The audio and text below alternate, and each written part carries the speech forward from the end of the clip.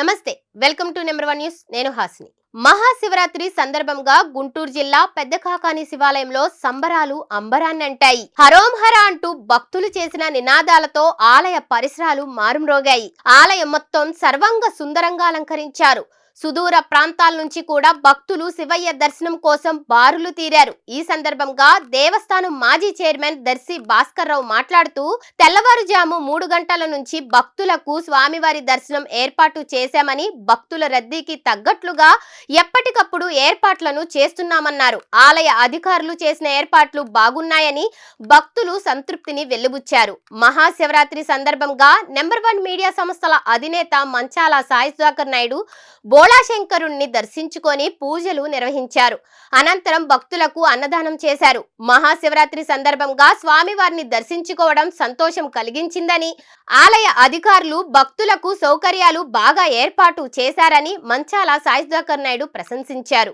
నా పేరు దర్శి భాస్కర్ అండి, ఎక్స్ చైర్మన్ శివాలయం. ఇక్కడ ఈరోజు తెల్లవారుజామున 2:30 దగ్గర నుంచి స్వామివారికి అభిషేకాలు జరిగినాయి. అది సోమవారి వట్టికేను.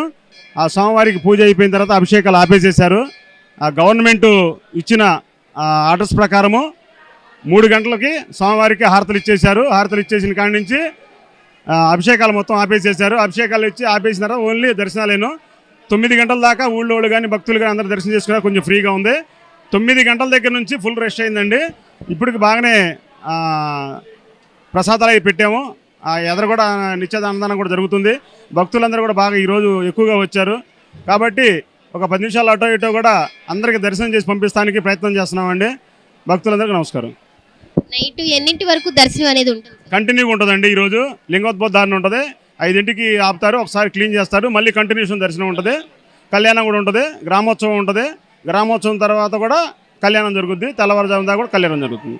ఇప్పుడు ఈ లైన్లు అనేవి మనకి అన్ని ఉచిత దర్శనాలేనా సార్? ఏమైనా విఐపి టికెట్స్ అట్లా ఏమన్నా? విఐపి కంటూ ఏం లేదండి. విఐపిస్ వస్తే ఏంటంటే ఈ గేట్ నుంచి తీసుకెళ్తాము.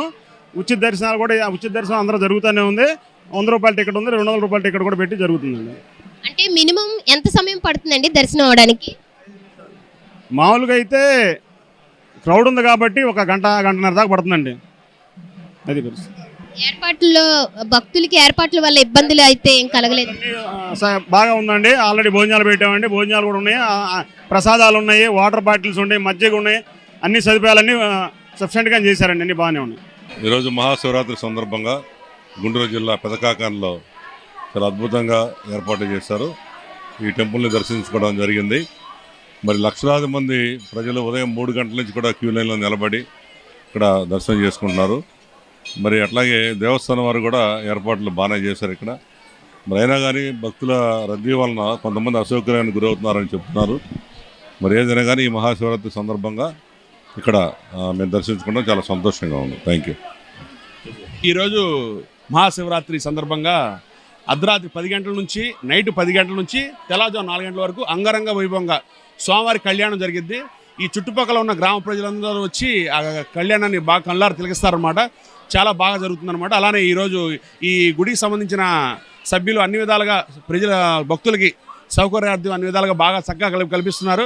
దర్శనం కూడా చాలా చక్కగా లైన్ క్యూ కట్టి చేపిస్తున్నారన్నమాట. ఈ గుడి టెంపుల్ యజమానానికి జై శ్రీరామ్, జై శ్రీరామ్. మరిన్ని లేటెస్ట్ అప్డేట్స్ కోసం చూస్తూనే ఉండండి నెంబర్ 1 న్యూస్. సామాన్యుడి చేతిలో సామాజిక అస్త్రం.